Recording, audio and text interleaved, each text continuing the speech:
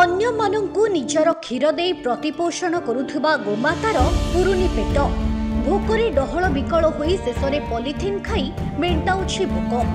ଆଶ୍ରୟ ପାଇଁ ସ୍ଥାୟୀ ଗୁହାଳ ନଥିବାରୁ ରାଜ ରାସ୍ତାରେ କାଟୁଛି ରାତି। ଗୋମାତାର ଦୁଃଖ ବୁଝିବାକୁ ସତରେ ଯେମିତି କେହି ନାହାନ୍ତି। ଆସନ୍ତୁ ଦେଖିବା କୋରାପୁଟରୁ ଆମର ଏହି ରିପୋର୍ଟ। गोमाता सम्मान वर्तमान युवपीढ़ी वर्तमान पीढ़ी वर्तमान समाज आउ गोमाता प्रति सम्मान नहीं। गोमाता को केवल केवल पूजा माध्यम मन पकाया माध्यम रखिंट किंतु तार प्रकृत जत्न तत्व नौ ना। आवश्यक पड़े क्षीर पर व्यवहार आवश्यक पड़े गोबर पर व्यवहार किंतु गोमाता रही कौन व्यवस्था कौन व्यक्ति निज आप कोरापुट सहर में देखिपारे ना क्या भा छाड़े।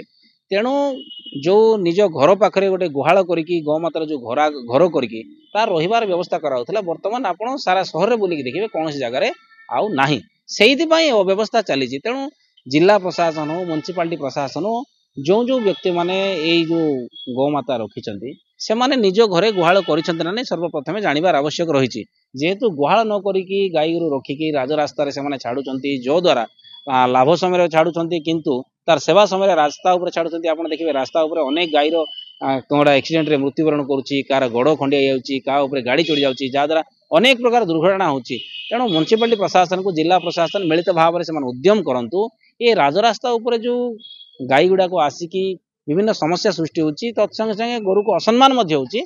तेणु तांकर सम्मान पाई पुणी ये जो जातीय राजपथ गुड़ाक जो दुर्घटना होची दुर्घटना रोकवाई यदि किसी विहित कार्यानुष्ठान आखि दृष्टिया जदि कौन कार्य करेंगे से सुरक्षा से खाद्य पुणी जो मैंने से मालिक रही से मालिक मान लगाम लगाई किसी जदि गोटे व्यवस्था कराई फाइन व्यवस्था कराई था जो जरिमाना आदाय कराई निहाती भाव में सुधरी था।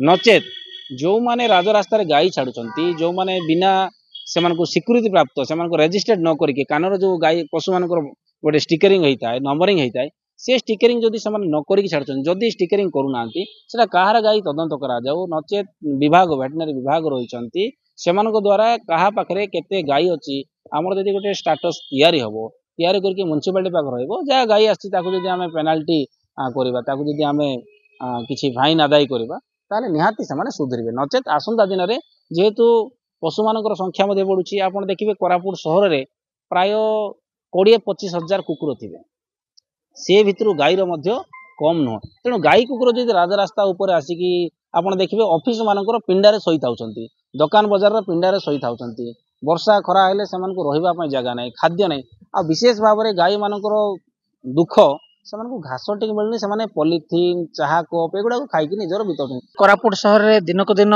जो बुला गाई गोरु संख्या बढ़ला आउ गोटे कथा रहा जो माने भी जो गाई गोरु को पालन कर जो गोमातार सेवा करुँचे से निज निजर स्वार्थ साधन है गाई को एणे तेणे छाड़ दौरान जो द्वारा से रास्ता कड़े एणे तेणे पड़ी रोच रास्ता मझे शई रही देखा मिलूँ जहा फल कि अनेक गुड़िया दुर्घटना घटुची आम देखी था राजरास्ता मझे शई रही जहा फल गुड़ाए दुर्घटना घटुची आउ कोरापुट दिन को दिन बढ़ला जान बाहन गाड़ी संख्या बहुत गुड़े प्रतिदिन रास्तार जा आस करती एवं जो बुला गाई गोरु संख्या बढ़िया जो अनेक दुर्घटना होता है।